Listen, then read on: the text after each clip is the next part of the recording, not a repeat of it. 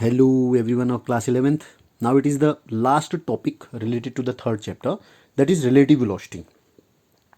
Relative velocity किसे कहते हैं? देखिए, एक छोटी सी डेफिनेशन मैंने इसमें लिखी है, the rest and motion are not only the characteristics of an object under considerations but it is the characteristics of object and the observer both. इसका अर्थ क्या है कि कोई ऑब्जेक्ट रेस्ट में है या कोई ऑब्जेक्ट मोशन में है, यह केवल आप उस ऑब्जेक्ट की तरफ से ही नहीं कह सकते हैं, ऑब्जर्वर को भी आपको अंडर कंसिडरेशन लेना होगा. अब मैं इसको एक्सप्लेन करता हूँ. अगर आप किसी गाड़ी के अंदर बैठे होते हैं तो आपको रोड के साइड में जो खड़े वृक्ष होते हैं, पेड़ होते हैं या कोई और चीज़ें होती हैं, वो आपको मोशन में दिखाई देते हैं, लेकिन क्या एक्चुअली में वो मोशन में है? नहीं है. तो इसीलिए ऑब्जर्वर, देखने वाले आप हैं और आप गाड़ी में ही सवार हैं. गाड़ी चल रही है, गाड़ी मोशन में है और आप भी उसी के अंदर हैं, तो इसीलिए आप भी मोशन में हैं. दैट्स वाई आपको गाड़ी अगर आगे को जा रही है तो पेड़ जो है पीछे को जाते हुए प्रतीत होते हैं. इसी को रिलेटिव मोशन कहा जाता है, रिलेटिव वेलोसिटी कहा जाता है. बिकॉज रेस्ट पोजीशन या मोशन की पोजीशन जो होती है वो बिना किसी रेफरेंस फ्रेम के, बिना किसी दूसरी चीज़ के रिस्पेक्ट के, बिना ऑब्जर्वर के विद रिस्पेक्ट आप उसको एक्सप्लेन नहीं कर सकते. तो दो प्रकार के मोशन होते हैं. एक रिलेटिव वेलोसिटी, दो प्रकार की वेलोसिटी, एक वन डायमेंशन में होती है, एक टू डायमेंशन में. वन डायमेंशन में जो यहाँ पर है उसमें देखो, जब when two objects are moving in the same direction, अगर दो बॉडीज हैं वो एक ही डायरेक्शन में है. पहले वेक्टर से मैंने इसको समझा रखा है. पहला ऑब्जेक्ट ये है, पी ए वेक्टर है, उसका वी ए इसकी वेलोसिटी है. दूसरा क्यू बी, इसकी वेलोसिटी वी बी है. ये दोनों की वेलोसिटी, दोनों एक ही डायरेक्शन में जा रहे हैं. अब वेक्टर सम करेंगे तो इसके आगे आपको इसको करना पड़ेगा. अब सम करने के लिए इसको आप जब इसको उल्टा करेंगे तो नेगेटिव हो जाएगा, माइनस हो जाएगा. इसको यहाँ को लाइए, माइनस वी बी हो जाएगा. उतना ही लेना है, लेंथ उतनी ही लेनी है, डायरेक्शन केवल चेंज हो जाएगी. तो जो आपका रिजल्टेंट होगा, रिजल्टेंट क्या होगा? V A plus minus V B. Because इधर को माइनस वी बी हो गया ना, दोनों के हेड को, एरो हेड को एक साथ मिलाया जाता है, टेल को एक साथ, तो ये हो जाएगा आपका. तो वी ए बी, जो relative velocity V A B, वो क्या हो जाएगी? V A plus minus V B या V A minus V B. What does it mean? अगर दो गाड़ियाँ एक ही डायरेक्शन में चल रही हैं तो उनकी रिलेटिव वेलोसिटी अगर आप निकाल रहे हो ए की बी के सापेक्ष या बी की ए के सापेक्ष, तो आप क्या करोगे? उन दोनों को सब्ट्रैक्ट कर दोगे, वो घट जाती हैं. और ऑन द अदर हैंड, अगर आप दो व्हीकल दोनों अपोजिट डायरेक्शन में चल रहे हैं, एक गाड़ी इधर को चल रही है, एक इधर को, तो दोनों की जो स्पीड होगी या वेलोसिटी होगी वो सम हो जाती है. जैसे 100 किलोमीटर की डिस्टेंस को कवर करना है और एक गाड़ी पी से इधर को जा रही है और एक गाड़ी क्यू से इधर को आ रही है, तो जल्दी जल्दी कवर होगा ना, ये फटाफट यहाँ को पहुँचेगी, ये यहाँ को पहुँचेगी, तो जो 100 किलोमीटर की डिस्टेंस थी वो जल्दी कवर होगी.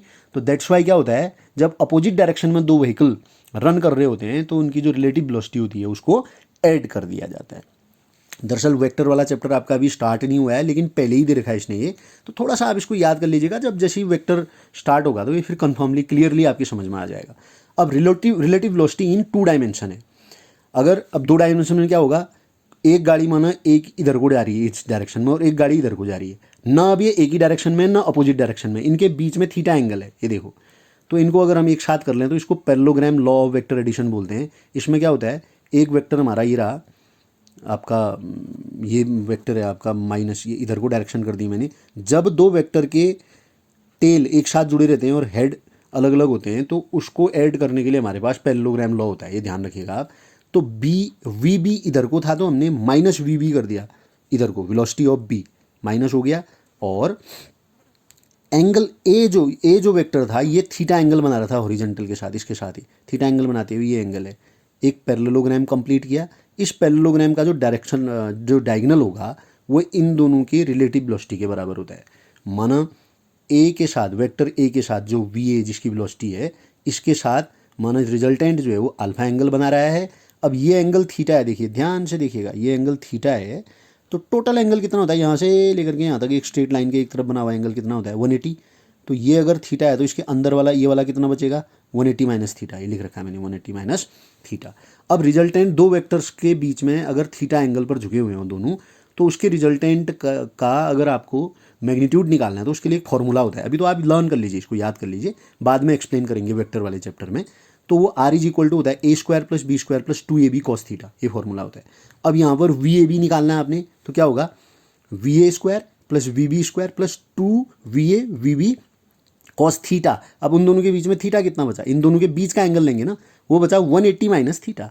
ये तो अब केवल मैग्नीट्यूड ले रहे हैं तो under root V A square plus V B square cos 180 minus theta होता है माइनस कॉस थीटा, तो वो माइनस यहाँ लग गया 2VA VB कॉस थीटा। ये आपका हो गया इसमें टोटल मैग्नीट्यूड अगर आप निकालें तो।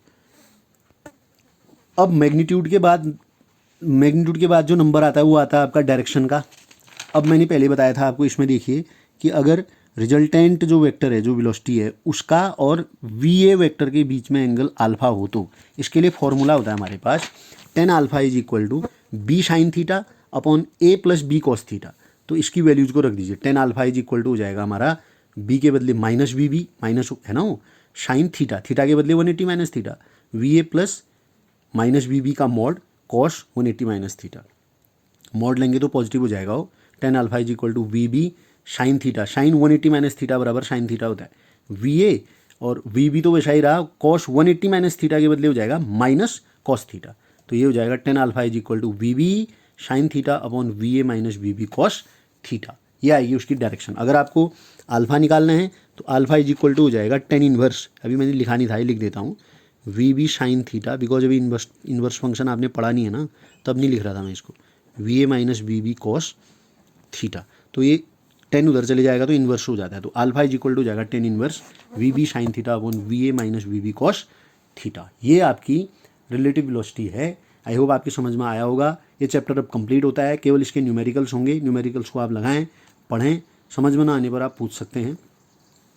अब हम नेक्स्ट चैप्टर स्टार्ट करेंगे नेक्स्ट वीडियोज़ में।